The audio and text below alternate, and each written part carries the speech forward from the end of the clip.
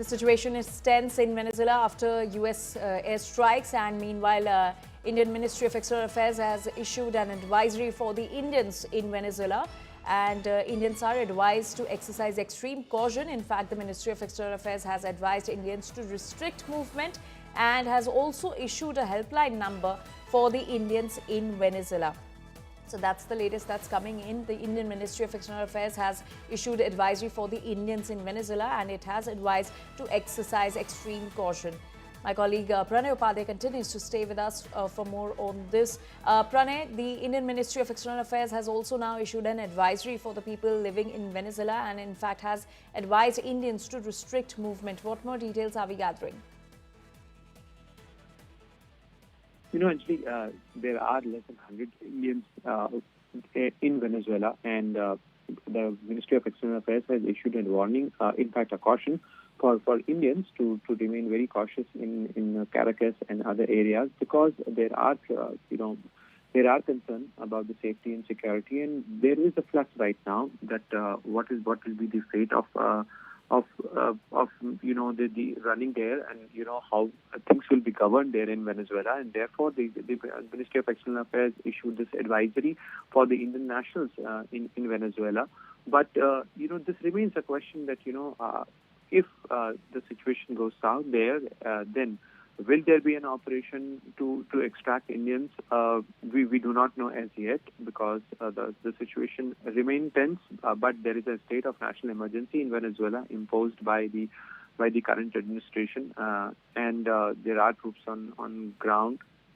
Venezuelan troops are there, guarding the cities and the installations. And U.S. President Donald Trump has clearly indicated that they will be running the country, though indirectly, and the current administration will be working with the U.S. administration, and they will be taking directions.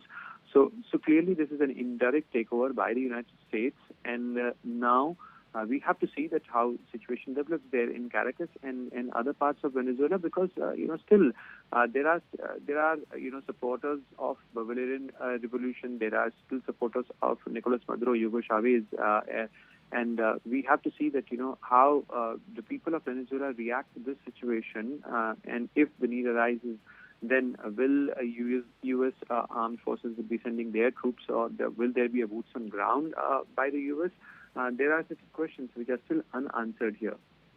Absolutely. Pranay, do stay with us. We're also learning that the chopper carrying Venezuelan President Maduro has arrived in Manhattan in the United States, and vehicles possibly transporting Maduro seen leaving the chopper. That's also the latest that's coming in. Remember, Donald Trump had posted a picture. We're showing you on your screens right now. This is Nicolas Maduro, who is blindfolded and is also wearing ear defenders.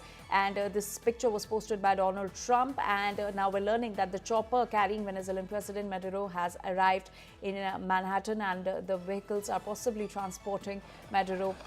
Those were seen leaving the chopper. And my colleague Rohit Sharma continues to stay with us for more on this. Rohit, give us more details on the way the Venezuelan President Nicolas Maduro and his wife were brought to the United States.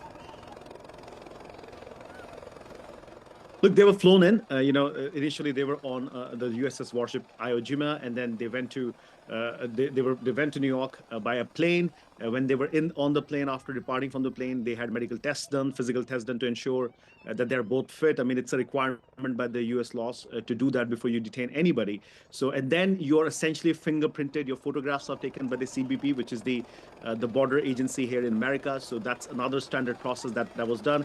And now the images that we've been showing is a helicopter that was carrying Nicolas Maduro from Manhattan heliport to the Metropolitan Detention Center in Brooklyn. And this is very important also because the Brooklyn Center is the one there they keep. The United States usually ends up keeping high profile figures like currently Sean Diddy Combs was there, Sam Bankman-Fried. They've all been held at the Brooklyn facility. It's very secure, and he's going to be in this facility as well, along with his wife, to face the drugs and the weapons charge in the Manhattan federal court, possibly by Monday, is what we've been told. So that's the latest. Maduro and his wife will be held at the Metropolitan Detention Center in Brooklyn.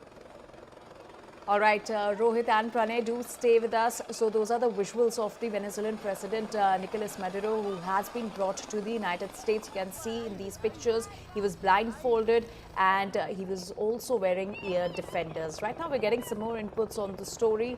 We're learning that the New York City mayor, Mamdani, has condemned the U.S. strikes on Venezuela.